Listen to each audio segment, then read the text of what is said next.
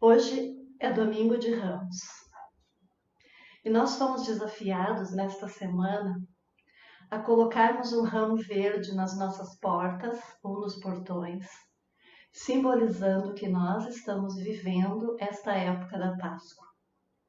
Isso me fez lembrar do povo de Israel, quando ao estarem no Egito, quando veio a última praga, a morte dos primogênitos, eles tinham que pintar as suas portas com o sangue do cordeiro, de um cordeiro.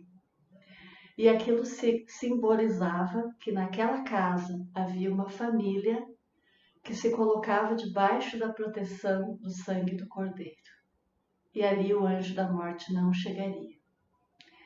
Isso não é nenhuma superstição. Não existe nenhum ato mágico de colocarmos um ramo verde nas nossas portas. Simboliza, sim, que nessa casa há cristãos, pessoas que seguem a Jesus Cristo e que o têm como seu Senhor e Salvador. Neste dia, isso será um testemunho ao mundo de que nós cremos em Jesus. Eu já recebi várias fotos bonitas e vou divulgá-las na próxima semana para que vocês possam ver os ramos nas portas dos irmãos. E hoje eu quero trazer para nós um texto que fala sobre a entrada de Jesus em Jerusalém. Eu vou ler na minha Bíblia, numa Bíblia chamada A Mensagem, que é uma Bíblia com uma linguagem contemporânea. E o texto diz assim: a recepção real. Quando se aproximaram de Jerusalém, à altura de Betfagé, próximo ao Monte das Oliveiras, Jesus convidou 2 discípulos, ou melhor, Jesus enviou 2 discípulos com estas instruções: vão à aldeia que está adiante. Ali encontrarão uma jumenta amarrada com seu filhote. Desamarrem-nos e tragam-nos a mim.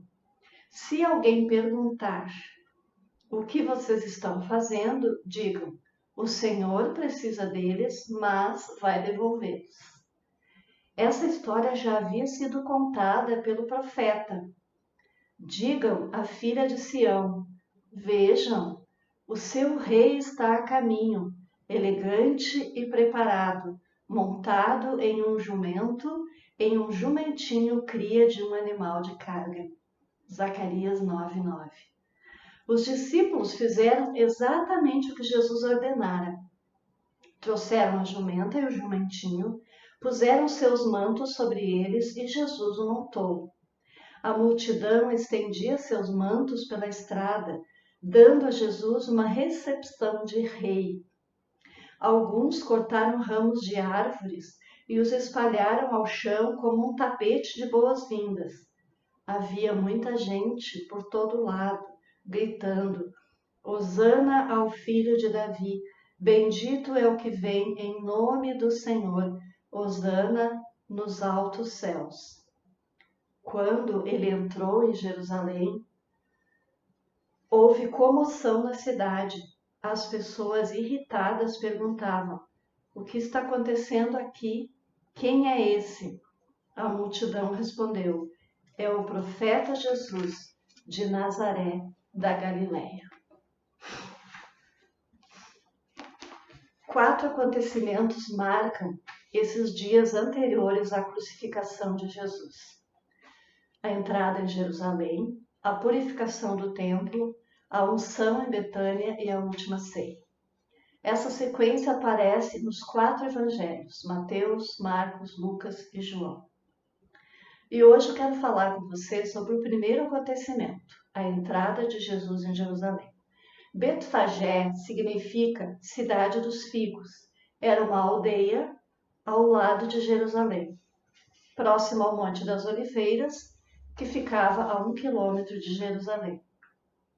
Jesus está entrando em Jerusalém e dela ele sairá com a cruz nas costas. Esse momento é decisivo.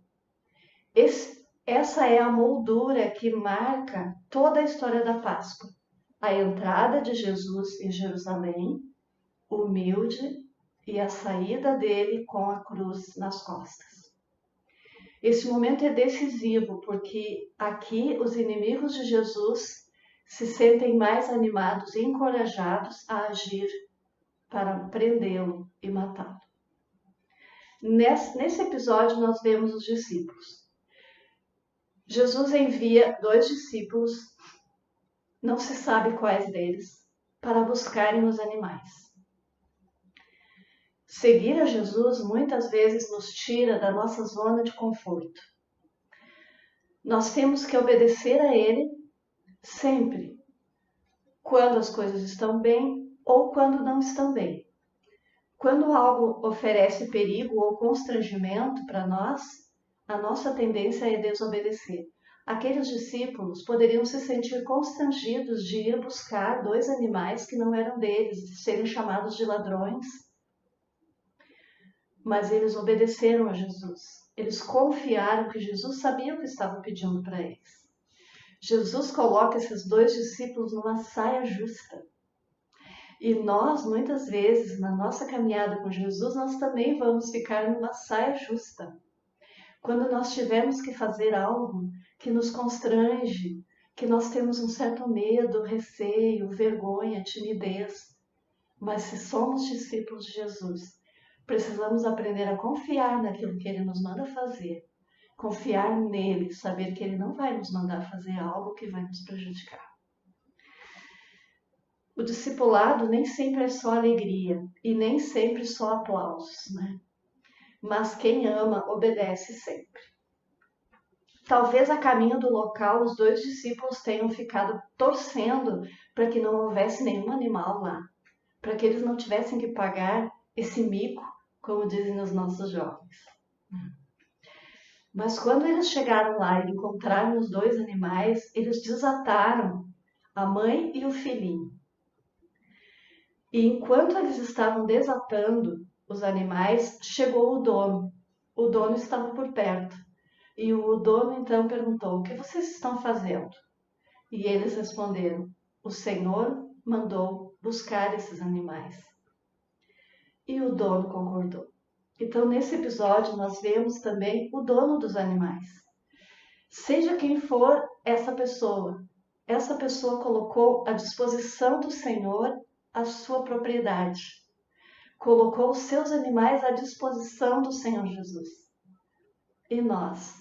Será que nós colocamos os nossos bens, os nossos dons, o nosso tempo à disposição do Senhor Jesus? Ou nós usamos apenas aquilo que sobra? Primeiro eu preciso cuidar de mim, da minha família, do meu trabalho, eu preciso cuidar da minha vida e se sobrar tempo eu dedico ao Senhor.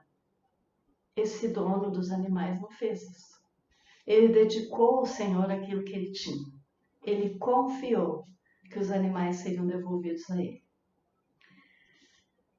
Tudo acontece exatamente como deve ser. O jumentinho e sua mãe estão ali, o dono está ali, ou seja, Deus tomou todas as providências para que isso acontecesse. Deus estava cuidando para que tudo acontecesse como havia sido profetizado. E aqui nós vemos também o burrinho. Lucas diz que foi sobre o jumentinho que Jesus montou.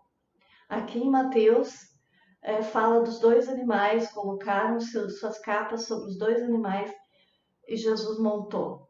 Mas em Lucas ele especifica que Jesus montou sobre o jumentinho.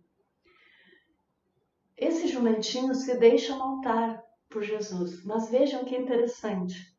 O texto diz que ele era um animal que não havia sido montado ainda por ninguém. E normalmente o animal que ainda não foi montado é chucro.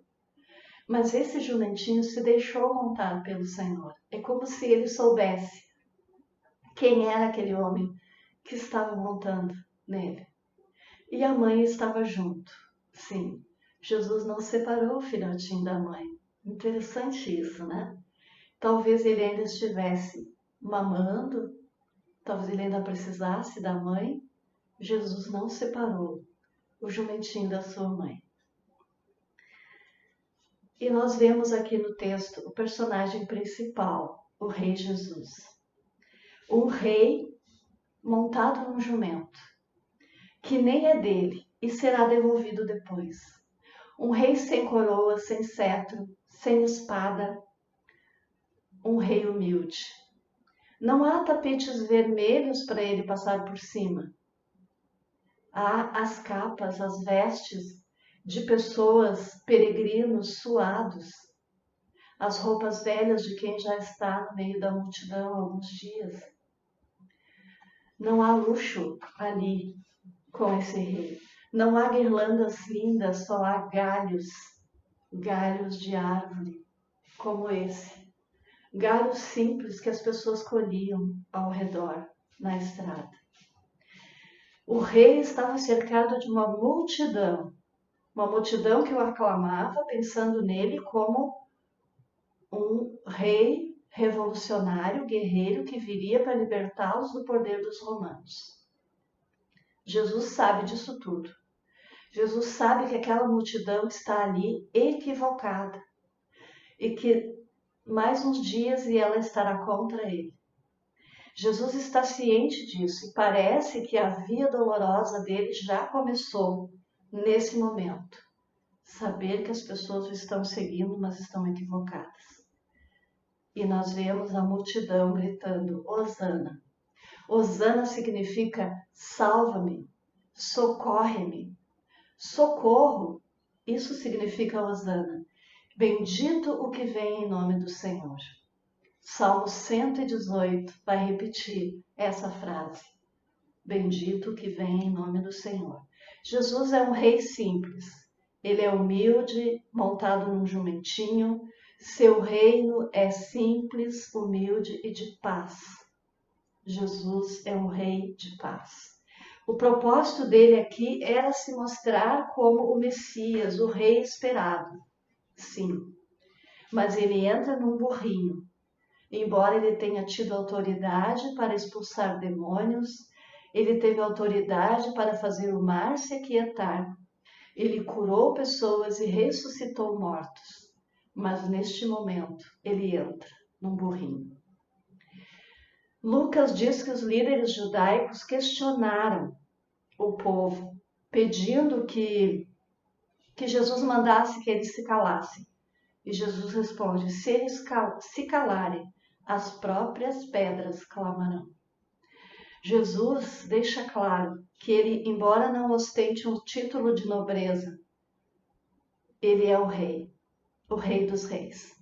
É claro que se ele tivesse um título de nobreza, os líderes judeus o teriam recebido com toda a pompa, mas ele não tinha.